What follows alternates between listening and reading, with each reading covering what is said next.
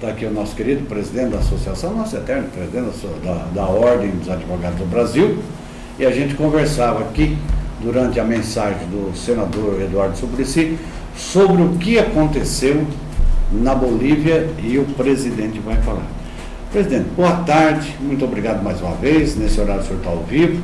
Quero lembrar você, telespectador e internauta, em razão das mudanças no Canal 10, a reprise deste programa pode começar 10 para 6, pode começar hoje às 6h10. O pessoal vai trabalhar, depois de terminar o programa, provavelmente vai sair do ar outra vez o Canal 10, para que a equipe técnica continue trabalhando cada vez mais para melhorar para você.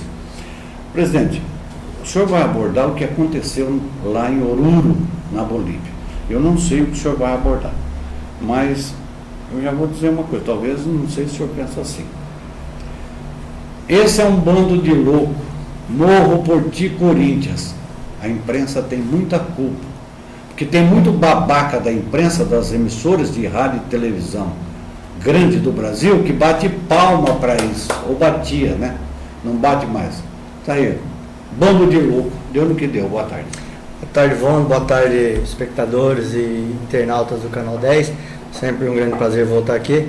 Uma pena, Ivone, que agora para abordar um assunto delicado e triste, que envolveu a morte do jovem, do adolescente boliviano durante a partida de um jogo de futebol. Sem querer entrar no mérito do que aconteceu lá, nós queríamos aproveitar esse momento, embora triste, para esclarecer algumas questões que foram levantadas após o aparecimento, né, a notícia de que um menor que teria provocado o incidente que provocou a morte do garoto, do jovem boliviano, e que esse adolescente seria apresentado hoje, está sendo aguardado agora no meio da tarde, a apresentação na Vara da Infância e da Juventude de Guarulhos, que é a cidade onde mora esse menor. Vona. Presidente, é fácil hoje no Brasil dizer que quem cometeu isso foi um menor de 17 anos, né?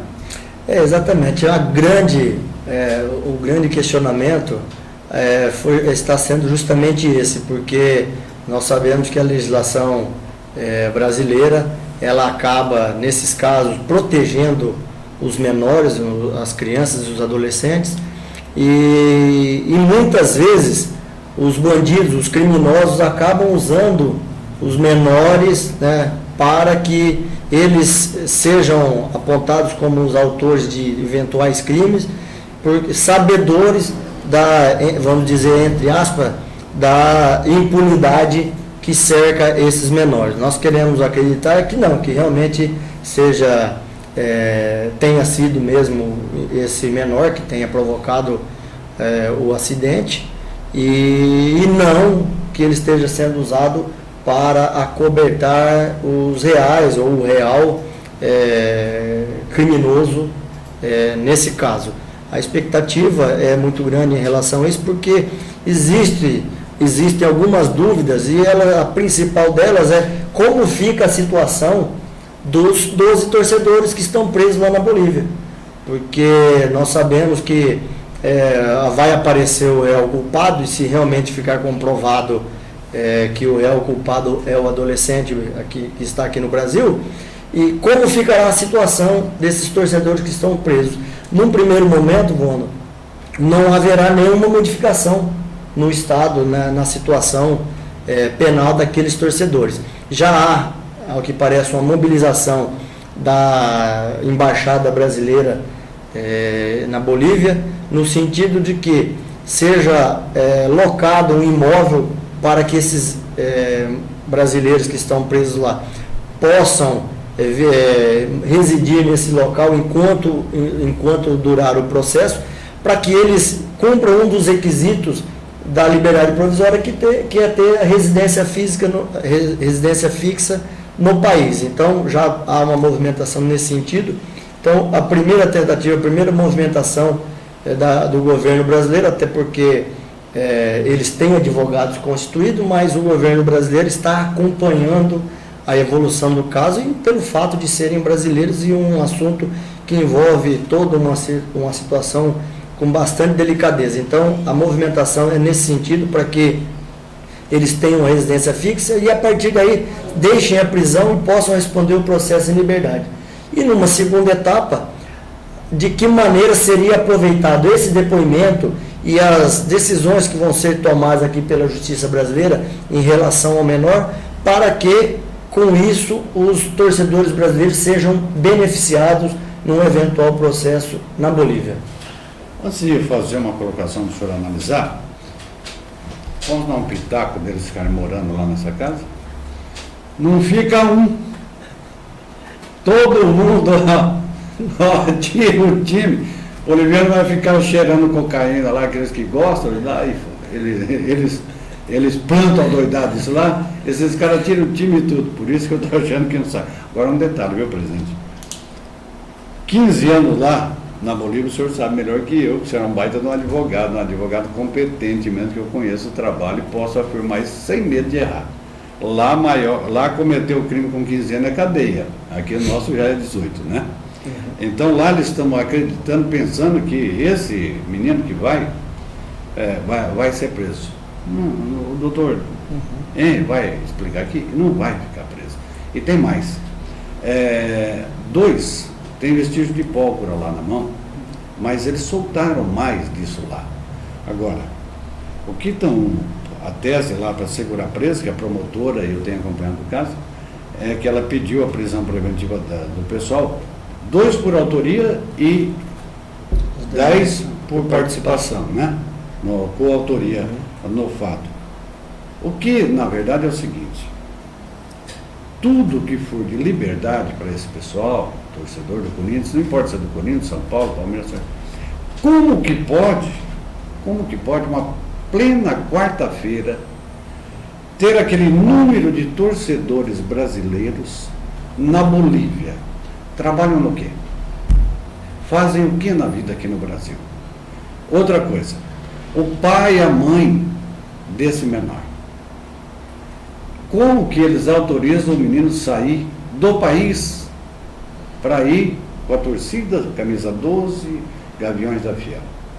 Isso é um bando de desocupados que está lá, presidente. Eu não, eu estou errado, estou sendo muito azedo.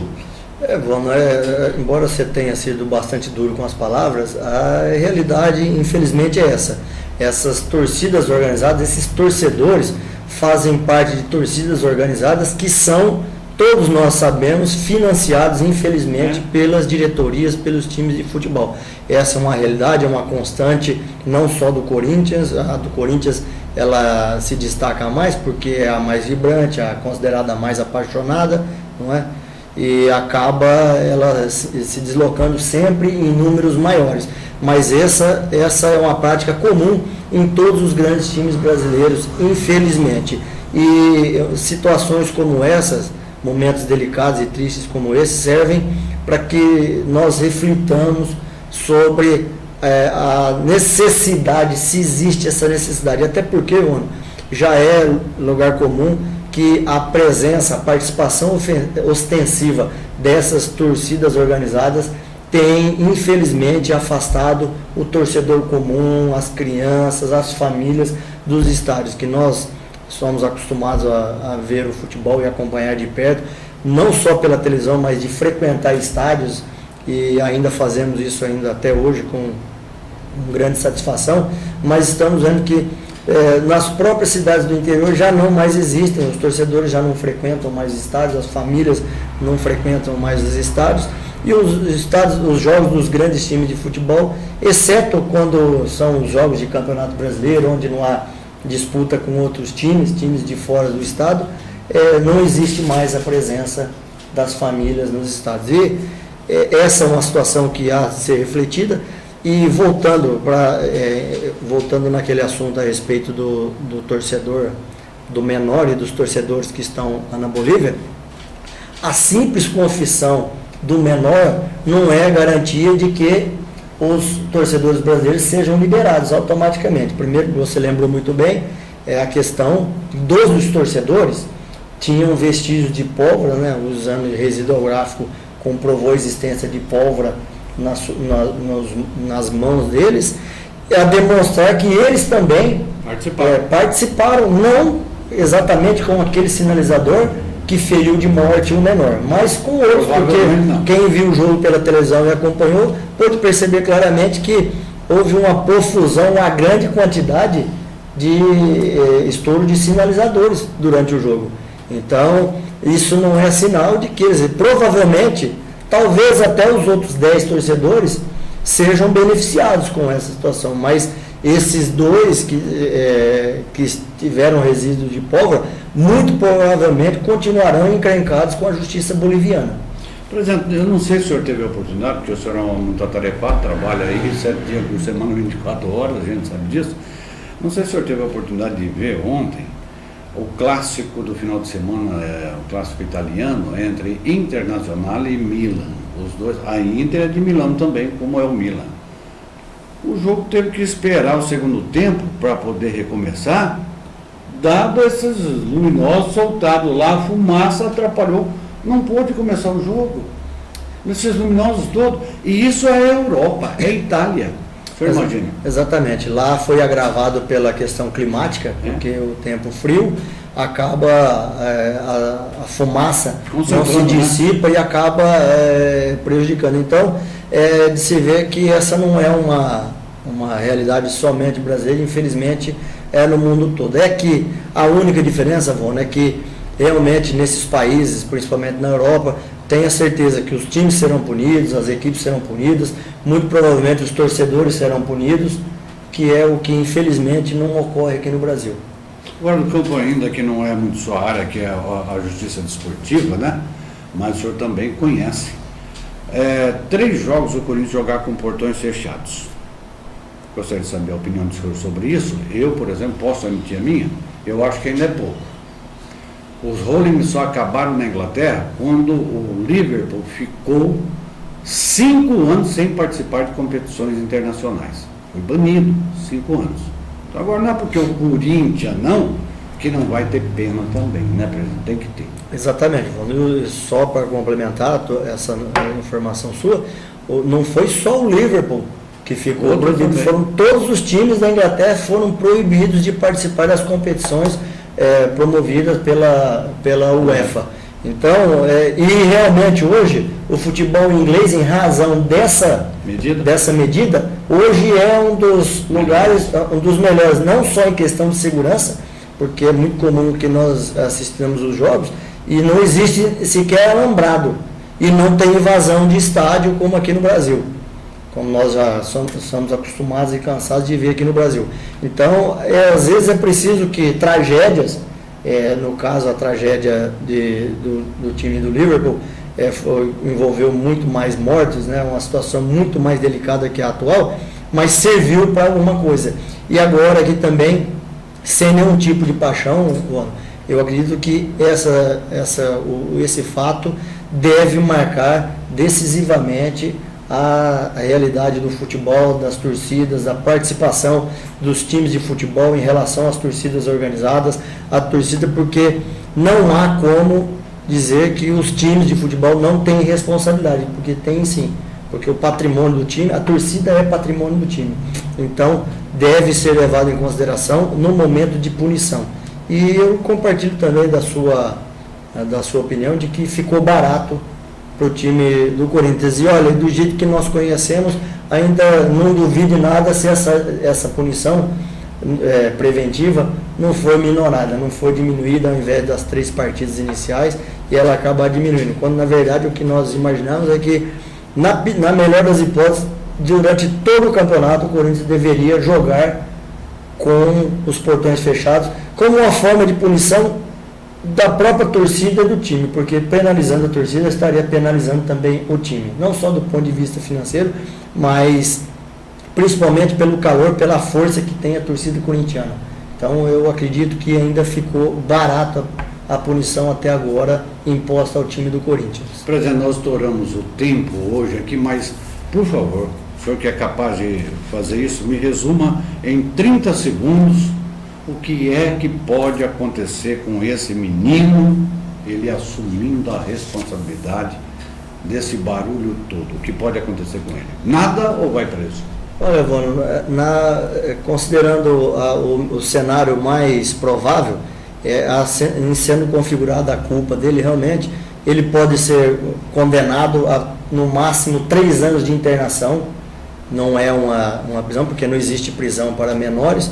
E, embora o Brasil e a Bolívia tenham acordos de cooperação para extradição, esse acordo não abrange os menores. Então, não existe nenhuma possibilidade de que ele seja extraditado para responder ao processo na Bolívia. O máximo que poderá acontecer é ele ser condenado a, no máximo, 3 anos de internação, e limitado, inclusive, dependendo do tempo que durar o processo, é lógico, até os 20 anos de idade, no máximo até os 21 anos de idade. Após isso, ele não pode ficar cumprindo nenhum tipo de medida relacionada a esse caso.